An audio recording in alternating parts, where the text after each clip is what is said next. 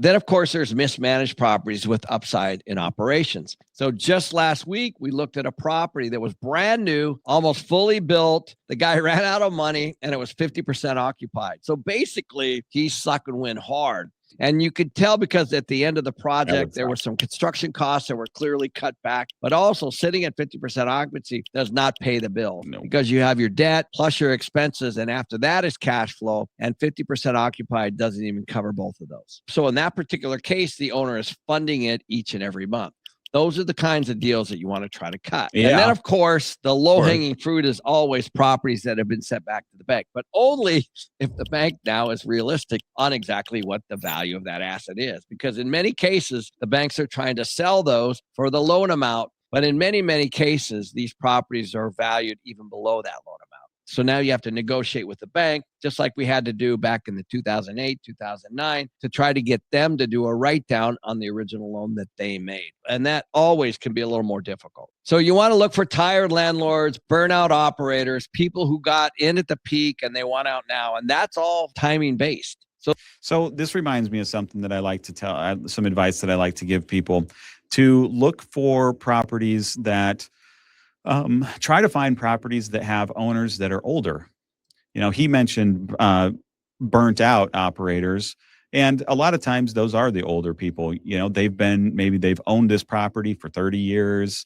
They've been dealing with renters for 30 years and broken shit and leaking sinks for 30 years.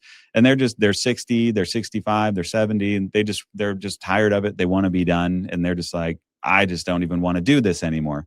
Now, that is a great buyer, especially for a young person who's looking to get into it, because they tend to have a lot of equity in the property because they've owned it for so long, probably paid off their loan. One of the things that is frustrating them probably, or would me if I were them, is that they'd no longer have depreciation against the property because it's about 27 years and it runs out. And so now they're paying full tax on all the income that they're making. And they have this, maybe $1 million or $2 million property sitting there that they can't do anything with that money because they don't want to take out another loan to get that equity out. So anyway, they're kind of at the end of the game. They're kind of at the end of what they had hoped to achieve. And they usually are they can be, usually in my experience, they're pretty easy to work with, and they enjoy working with maybe some young person who's just getting started. Right. And they know that they can help you out. And so you can sometimes make some pretty good deals with these older people because they have so much equity in the property. So sometimes if they have multiple parcels, like let's say they've got a fourplex that's on a separate parcel and another fourplex on a separate parcel, what you can do there is you could maybe negotiate taking over running the entire thing. Okay, so you're collecting all the rents, paying all the bills, operating it, but you buy the first property, the first parcel 1 year, and you buy the second parcel the next year. Okay, so not only that helps them with their capital gains because they're not paying it on everything all at once, pushing them up into a higher tax bracket. So if you buy the one parcel, you've only got the loan now on the one parcel, but you're making the money off of both parcels. So you get a infusion of cash that first year, okay? Because you don't have a mortgage on the other one. You're keeping all that cash. So then in the second year, then now you can show the bank, whoa, look at how good I am at operating this. This was the plan. Everything's working out the way it does. I have a $20,000 reserve account because I was able to keep all the money that I was going to pay for the mortgage. So, and anyway, things like that. So that's a good scenario. Or seller financing. Older people, they if they don't have anything to do with the, let's say, $1 million, maybe they would just let you borrow $250,000 of that, and you pay them interest or do interest only payments or whatever to help fund their retirement. So not only are they making $1 million ultimately, but they're also making that interest for, let's say, 5 years off of the $250,000 that you're borrowing from them to use as the down payment on the loan to give them their $750,000 cash, if that makes sense. Did I make sense how I said that? So I think that this is a good opportunity. And a lot of these properties are owned by older people. They bought them in the 80s when they were super cheap, and this is what they've done. And now they're ready to be done, and they're tired of the headache, and they're old, and they can't do all the stuff that they used to be able to do. And they just want to go to Florida or something, So if you can, you can call around. What I recommend is, go on Google Maps, look at the property sign, get the number. If it's a smaller complex, it's, or even look in, classifieds or on whatever, call the properties, and you're probably going to get the owner on smaller properties because they're just managing it themselves. Okay.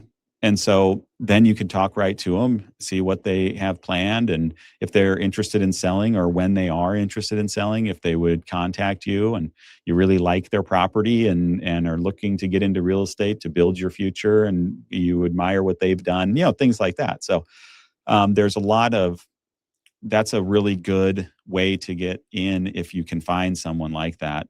And they tend to work with you and be generous as well in the process. And it ended up being a win-win for both parties. So the best thing that you can do right now is to work on your broker relationships right now and to build your lender network. Because if you build your lender network, you're going to start to hear about deals that they're dealing with as well. But also the brokers are all over some of these distressed sellers. So you got to build those relationships now. So if you haven't, now's the time, because the best deals in 2026 are definitely not going to come from the internet, and they're certainly just not going to show up in your inbox. They're going to come from relationships that you build today, or ones that you had yesterday and that you continue to nurture. So I've been asked, how do you build those relationships? Well, it's easy. Like, there's annual conferences, there's monthly conferences, there's Zooms, there's coffee, there's happy hours, there's all kinds of stuff. You guys just got to take some effort. Call up these guys. Usually they're the ones banging on your door. Just reach out to them. And most of the time they have a pretty good pulse on them.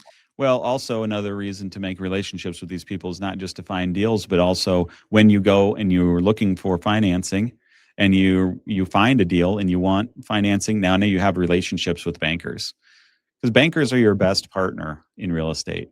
You need them. They need you. They are, sometimes tough to work with, and unreasonable, but you can usually, clarify things, explain things. You can talk to the committees. You can talk to the president of the bank. You can, you can make your case, and once you make your case and once you get the money, they are the best partner that you will ever have, because they never ask for anything again as long as you're keeping up on your payments. They give you the money, you get the property, and then they go away, unless you get a government loan or something like that. But they don't get any of the appreciation. They don't get any of the increases that you get from rent rolls, or from maybe putting pets in there and getting pet fees. They don't get any of that stuff. They don't talk to you. They don't bother you every month. They don't, they're gone. So they're great partners, especially once you establish a good relationship, and then it's much easier to buy the next one, and it's much easier to buy the next one. So not only is this is networking like this a good way to find deals, but it's also a good way to start that relationship, because your banker relationship is a personal relationship. And, and if you can start off with a good one before you even need a loan, then it's just more likely for you to get a loan.